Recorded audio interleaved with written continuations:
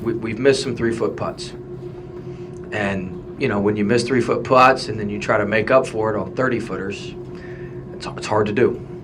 And our margins are pretty thin right now. We're pretty thin. We can't punch in the heavyweights right now. But the middleweights and lightweights, we've let them knock us around a little bit too. And we've landed our punches in those classes too. But I mean, we're not there right now, and we've got to get there. We got to get there quick. This program deserves it. Our fans deserve it, and we're going to work extremely hard to get there and get there fast. But we're not there right now, and so we've got to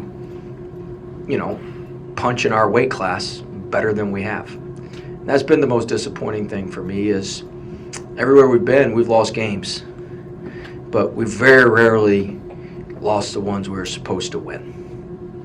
We've very rarely we've lost, in my opinion, 4 different games that we were supposed to win, and that turns a good season into an okay season, a great season into a good season, however you want to put it. You have a 7-point lead with 57 seconds left, you lose at home. You have a 7-point lead with 2.5 minutes left. Notre Dame didn't take the lead or tie the game until overtime, and you lose the game. If we had those two, not even going back to Georgia Tech, if you have those 3, now look, we've had some loud losses.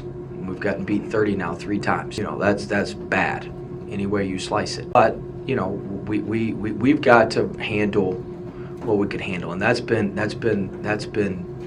extremely disappointing. Duke's in a different class. Virginia's kind of the next tier, and then there's a group of everybody else, and we haven't handled our business well enough. We have to some extent, but we haven't, especially at home. Like losing to Miami and Georgia Tech at home are killers. And the road game at Notre Dame and Coach Shrewsbury, them did a great job. But it's just those are the ones that's what's been frustrating. We hadn't been able to quite get off the ground like we wanted to because of those games.